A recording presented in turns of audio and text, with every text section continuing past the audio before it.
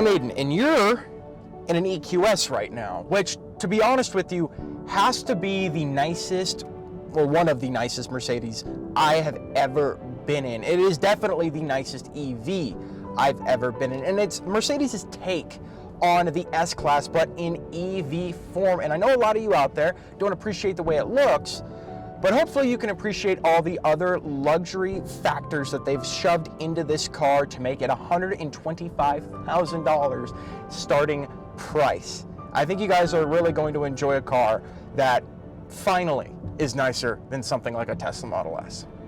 You're watching God Next.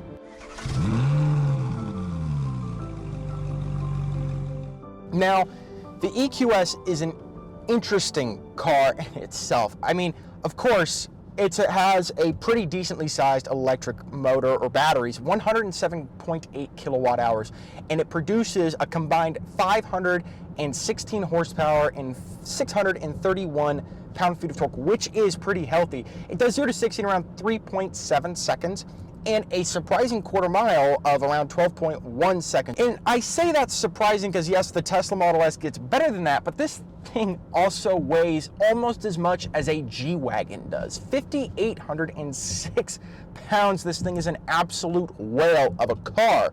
And we haven't even gotten to tell you about how the outside looks. But Mercedes has done a lot to make this a very enjoyable ride. They've really insulated the cabin to make you feel like you are nowhere in the outside world. It's got rear steering that's, I believe, 10 degrees, which makes turning this thing, getting into parking spots and small maneuvers, very easy to do. I haven't had to do a 2-point turn at all since I've been in this car. And I'm doing a turn right now, and it turns on a dime with this rear wheel steering. It's crazy. And you can actually see it working in the back when you go ahead and do it. It's really cool to see something like that. And that is a feature that's been implemented on luxury cars for around the last 3 or 4 years now, that you've started to see it a lot more. It handles bumps very well, that I've noticed, but body roll could be mitigated a tiny bit better for how much this car weighs. The body roll can be pretty bad, especially because it's moving that mass from one side to the other. I wish they did something a little better with that adaptive air suspension. Range is one of my biggest things when it comes to electric vehicles, just in general. Teslas tend to dominate that space. The Model S long range does about 400 miles total. This one is around 350 at 75 miles an hour, which is something that Car and Driver tested. 350 is pretty healthy, and they said it beats its EPA estimated range. It does have a good drag coefficient of 0.2. It's pretty aerodynamic, and that helps going through weather and everything like that. But on the other hand, 350 is still good, especially at a constant 75 miles an hour. That's enough to get you from Las Vegas to LA without any problems. You should actually have around 100 miles to spare after that. Also, cruising in this car, the momentum, it keeps its momentum pretty well, especially on the highways. When you're going fast, you don't have to constantly have your foot on the pedal the entire time to be able to maintain a certain speed. You don't have to accelerate too hard either to get this thing up to speed. I'm really impressed actually with how Mercedes has managed the power consumption on this car. There's nothing really to complain about, but overall, it's a really nice place to be. You can have the massaging seats on all you want, and you even have Distronic Plus in this car, which is nice because I can just take my hands off the steering wheel, and every 30 seconds I have to tap it to get it to shut up and not be mad at me. And I think anyone who's into luxury over sportiness when it comes to a car would agree with me, but it doesn't drive very sporty, and like I said, that weight definitely has something to do with it. Now, of course, we have to talk about the worst part of this car, and that's going to be the way it looks, because if I could compare a car to an egg or, I don't know, a beluga whale, it would be this one, because not only does it look awful, and it does look awful, and this white paint color doesn't help it at all, it's also very heavy, just like a whale would be. This thing weighs 5,806 pounds, which is a ridiculous amount of weight for any car to be, and yes, that's caused by the massive battery. This is about a 107 kilowatt hour battery on it, which is large, but it doesn't make it okay for something like this to weigh that much. It weighs almost what a G-Wagon weighs, and it's an S-Class sedan, just electric. But the way it looks is not much better either. The good thing is you get decent cargo space. You get 22 cubic feet of cargo space. It is a hatchback, so it is easier to load things into the car. And at least they're not trying to fake a gas car look. It doesn't have fake exhaust pipes on the back or anything like that, like some brands do. Audi, I'm looking at you. but it still doesn't look great. The charging port's easy to access. I thought this was the charging port for a bit until I noticed that it's just in the normal place where a gas fill up would be. You do get these 21-inch aerodynamic looking rims, which does help with range a bit, but overall, yeah, it's just not great looking. It does have a light bar though. So if you're interested in that from Mercedes, get a light bar. Now, this is where the benefits of the EQS start. Is going to be on the interior of this car. You do have nice leather everywhere in this car, though I do feel like this leather on the dashboard and around the door is fake because it doesn't feel real at all. But the seats are nice and comfortable and look like they're taken straight out of the S-Class. The back seat's nice, but we'll head back there in a bit. You have plenty of storage space up here as well. Under this entire center console area, you have an area where you can store stuff. The door bins are a nice size. You have the Burmester 3D surround sound system here with speakers in the door, which does have real leather on it in some places. And then you also have a speaker up here on the door window jamb up here as well. It's nice.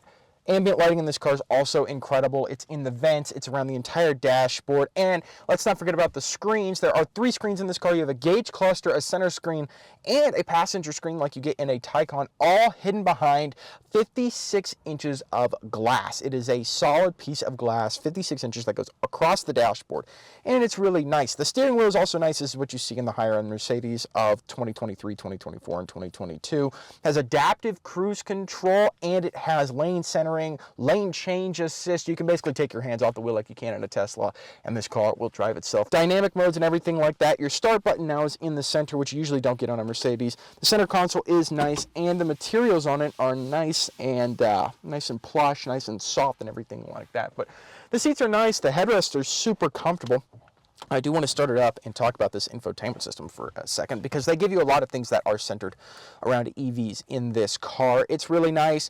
It can be a little complicated to use, and since they've gotten rid of the command wheel, it's a little annoying to use, especially when driving. But you do have an EQ screen where you can check everything. You can check parking spaces, charging ports, and you also have an EQ button in the center here you can press that shows you all your charging statistics, your range statistics, your consumption statistics, and everything like that. And of course, you get a full screen nav, which they've also done for the gauge cluster and the passenger screen. Now, the passenger screen is cool. If it's asleep, you get this really cool star pattern that goes across it. That way your passenger isn't bored looking at a black screen the entire time. But the problem I do find up here is I still don't think this is as nice up front as something like an S-Class would be. The S-Classes have another level of luxury in them. The seats might look like they're from an S-Class, but they're definitely not as comfortable as one. We did an S560 not too long ago. Me and Evo made a video on it. That car was more comfortable than this one is. The sound system is just as good, and it drives very comfortably, but I don't think the luxury, encapsulated feeling you get in the S-Class, I think this is a little behind by a tiny bit, and that's a shame because this is the S-Class Mercedes of the EVs. But the back of the EQS is where it shines. These pillows are some of the most comfortable pillows in a car I have ever experienced, and these seats are more comfortable back here than they are up front. If you want a car to be driven around in that is silent, the EQS is where it is, especially because the range isn't so bad. You have more ambient lighting, more of this not so great feeling fake leather on the dash, but most of everything back here is real leather. The center console, the cup holders are a little funky, and they're not super high quality feeling. They do feel flimsy, but regardless, the center console is a nice place to put your arm, and you have tons of leg room. The roof is raked back quite a bit, though, so your headroom is a little bit of lacking, but it's decent enough for someone who's like 6 feet tall or anything like that. Well, this example of the EQS doesn't have the heated or cooled seats in the back, but you can spec those on.